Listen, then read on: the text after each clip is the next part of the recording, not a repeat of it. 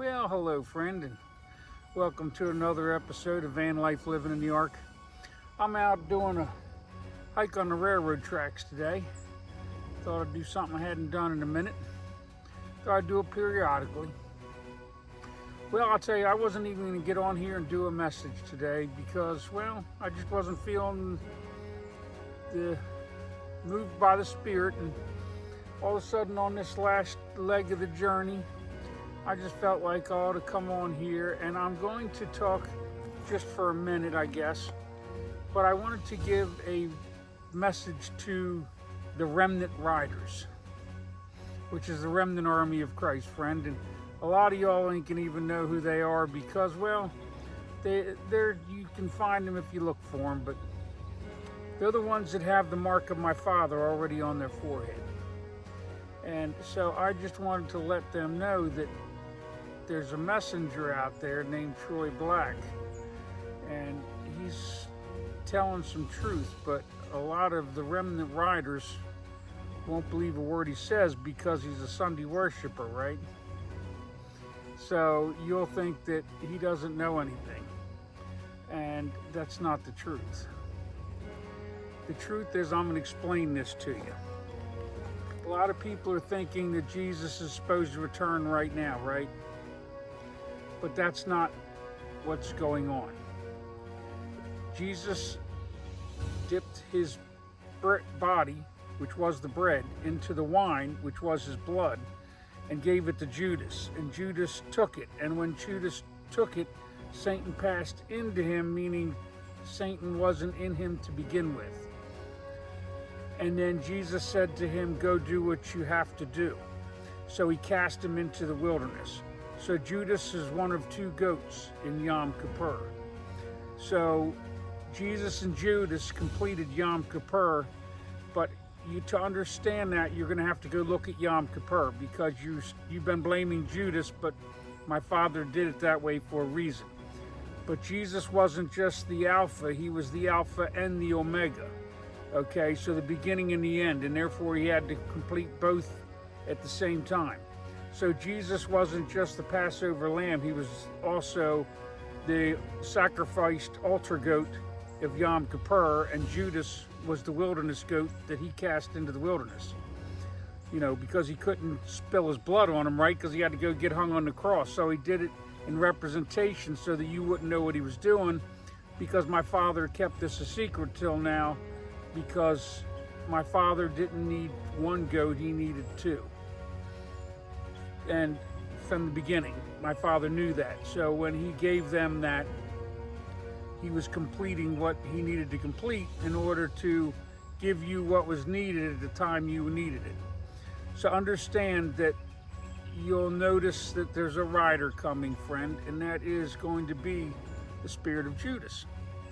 But the spirit of Judas is not guilty of what you thought, but he still paid for it, right?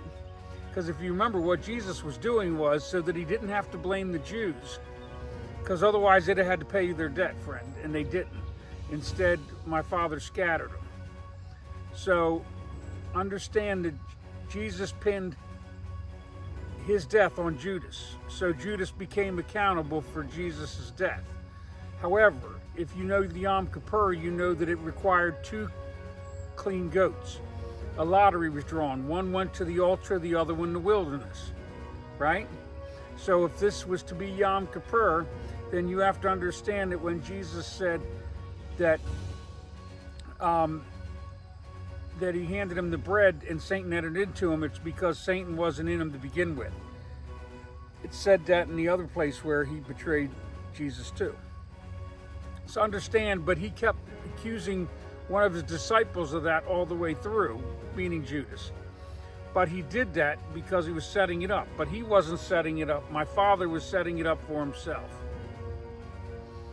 Understand, when the Holy Spirit came to Christ, when he got baptized, it said the Holy Spirit came on him and remained. So what it was telling you was, before that he was Yeshua, or Jesus, or whatever you want to call him, depending on Emmanuel, different people call him different things. That's who he was until he got baptized and the Holy Spirit came down upon him and stayed. And from that moment on, he became the Christ. Not that he wasn't born without sin and all that, just as he was supposed to be. But you notice you can't even find his words, much less anything else about his transition from childhood. You've got one tiny little statement and that's it. You don't need any of that. You don't have to understand that. What you have to understand is that Jesus was the Christ. Once he got baptized, the Holy Spirit entered him and did not go away. And so therefore, from baptism to death, he represented my Father literally with every word he spoke. And I know some people worry about it, but just trust me that my Father got everything in that Bible that he wanted, because even though Constantine took over the church and molested it, they couldn't get rid of what they didn't know was there, friend. They didn't even know that Jesus was, that he was completing both Yom Kippur and the Passover lamb, right? So since nobody's known that all along, they couldn't undo it. So my Father did everything in secret and put it in secret so nobody could mess with what it is he put there. So at the end of the age, you'd know what it was that was said. So understand, Judas is a counterfeit king for a counterfeit kingdom. The Jews belong to Jesus. The counterfeit kingdom belongs to Judas. The counterfeit kingdom is the second fruit.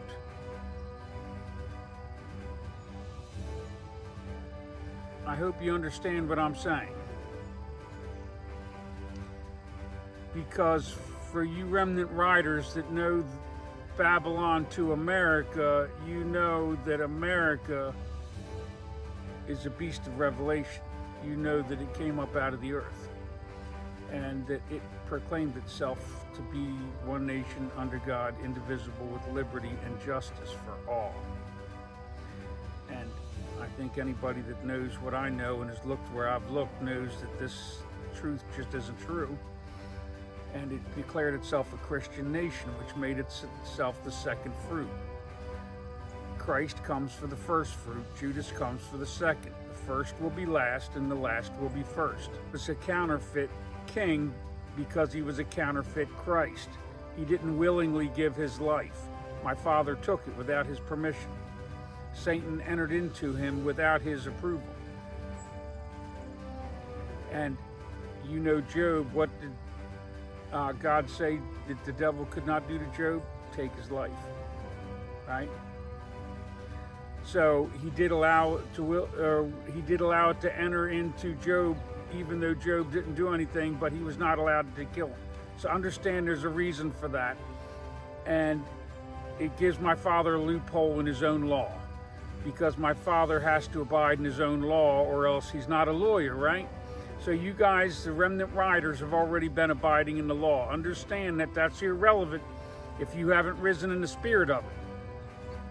Because Jesus told you that when he said to the Pharisees that, you know, they were given nothing. So abiding in the law is important. However, what's even more important is riding in the spirit of the law, which is the spirit of love.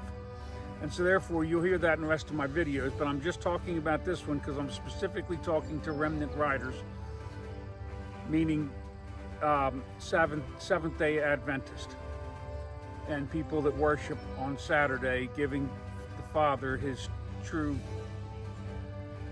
because they're abiding in the law by doing so. Now, you better understand covet, because covet doesn't mean sleep with your neighbor's wife. Covet means to think about. Jesus told you if you think about sleeping with your neighbor's wife, you've committed adultery, right?